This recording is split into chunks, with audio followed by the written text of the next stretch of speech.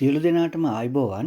විද්‍යාවේ දැනුම සොයන සියලු දෙනාටම වැදගත් වන යාන්ත්‍රික තරංග වර්ගයට අයත් තීරියක් හා අන්වායම් තරංග මොන වගේද කියලා මම අද මේ වීඩියෝවෙන් ඔයාලට කියා දෙන්න බලාපොරොත්තු වෙනවා. එහෙනම් අපි වීඩියෝවට යමු.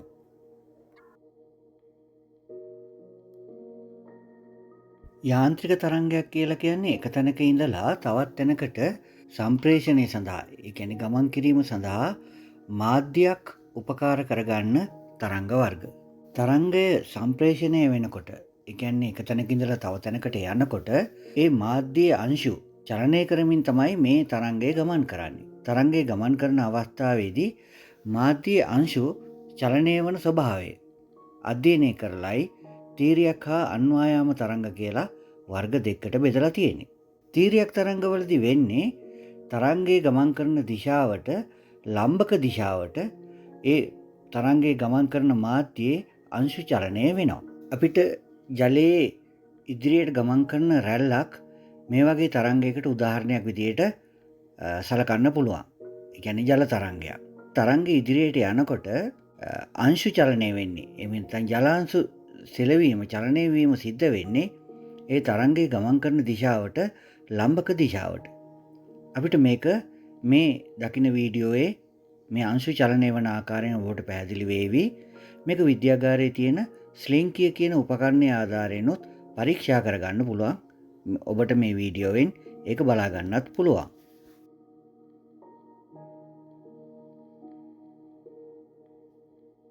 ස්ලින්කිය කියලා කියන්නේ වලලු වගේ පේන උපකරණයක්.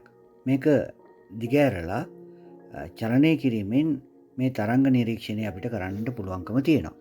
හොඳට බලන්න. තීරයක් තරංගයක් දිහා බලපුවම අපිට මේ තීරයක් තරංගයේ දකින්න පුළුවන් විශේෂ ලක්ෂණ ටිකක් තියෙනවා. ඒ ලක්ෂණ ටික මොනවද කියලා අපි බලමු. ඔබට පේනවා මේ තරංගයේ මේ විදිහට ඉහළට එසවුණු තැන් සහ පහළට ගිලුණු තැන් තියෙනවා. මේ ඉහළට එසවුණු තැන් වලට අපි ශීර්ෂ කියලා කියනවා. පහළට ගිලුණු තැන් වලට අපි නිම්න කියලායි කියන්නේ. ඔබට පේනවා මෙන්න මේ විදිහට මේ තියෙන ශීර්ෂ. ඒ වගේම මේ පහළින් පේන්නේ ඒවට අපිට කියන්න පුළුවන් නිම්න කියලා. එතකොට තීරයක් තරංගයක අපි ශීර්ෂ සහ නිම්න නිරීක්ෂණය කරන්න පුළුවන්. ඒ වගේම මේ අංශු චලනය වීම නිසා සාමාන්‍ය පෘෂ්ඨයේ ඉඳලා අංශු ඈත් වීමක් සිද්ධ වෙනවා. ඒ ඈත් වෙන ප්‍රමාණය අපිට විස්තරය කියලා හඳුන්වන්න පුළුවන්. මේ ඔබ දකින්නේ ඒ අංශු ඈත් වෙන උපරිම ප්‍රමාණය. ඒකට අපි කියන්නේ විස්තරය කියලා. මේ ශීර්ෂ දෙකක් හෝ නිම්න දෙකක් එක වගේ ස්ථාන. අන්න අපි ඒ එක වගේ ස්ථාන වලට අපි කියනවා අනුයාත ස්ථාන කියලා. ඒතකොට තීරයක් තරංගයක අනුයාත ස්ථාන ගණනාවක් දකින්න පුළුවන්. අනුයාත ස්ථාන කියන්නේ එක හා සමාන චලනයන් සිද්ධ වෙන ස්ථාන. එහෙම නැත්නම් එක හා සමානව පෙනෙන ස්ථාන. මේ අනුයාත ස්ථාන දෙකක් අතර දුරට අපි තරංග ආයාමයක් කියලායි කියන්නේ. එතකොට අපිට තීරයක් තරංගයක ශීර්ෂ, නිම්න, විස්තරය, අනුයාත ස්ථාන, තරංග ආයාමය වගේ ස්ථාන ගණනාවක් හඳුනා ගැනීමේ හැකියාව තියෙනවා. දැන් අපි බලමු අන්වායාම තරංග කියන්නේ මොනවද කියලා. යාන්ත්‍රික තරංගවල දෙවෙනි තරංග වර්ගය. මේ අන්වායාම තරංග කියන තරංග වර්ගයේදී තරංගය ගමන් කරන දිශාවටම තමයි ඒ මාධ්‍ය අංශු චලනය වෙන්නේ.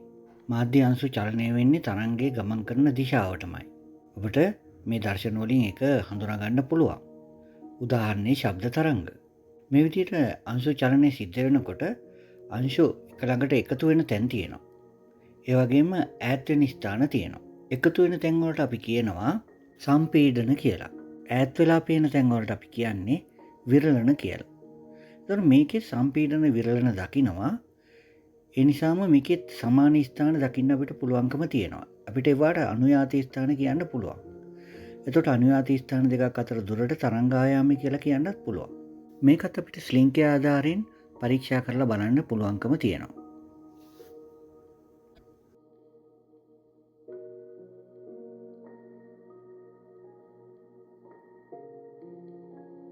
සම්පීඩන සහ විරලන ඇති කරමින් තරංගයේ ඉදිරියට ගමන් කරන ආකාරය ඔබට ඉතාම හොඳින් මේක නිරීක්ෂණය කරන්න පුළුවන්. ඒ අනුව තීරයක් තරංග හා අන්වායාම තරංග කියන යාන්ත්‍රික තරංග දෙවර්ගය මොන වගේද කියන එක පිළිබඳව ඔබට ප්‍රමාණවත් අවබෝධයක් ලැබෙන්නට ඇති කියලා මම හිතනවා. අපිට ඇහෙන ශබ්දයේ තියෙන විශේෂ ලක්ෂණ 3ක් ධ්වනි ලාක්ෂණික කියලා කියනවා. ඒ ධ්වනි ලාක්ෂණික පිළිබඳවත් විද්‍යුත් චුම්බක තරංගයක ස්වභාවය පිළිබඳවත් මම ඉදිරි වීඩියෝකින් ඔබ වෙතට ගෙන එනවා. එhmenan මේ වීඩියෝෙන් දැන් සමගන යනවා. නැවතත් අපි ඉදිරි වීඩියෝකදී හමු වෙමු. ගිහිල්ලා එන්නම්. ආයුබෝවන්.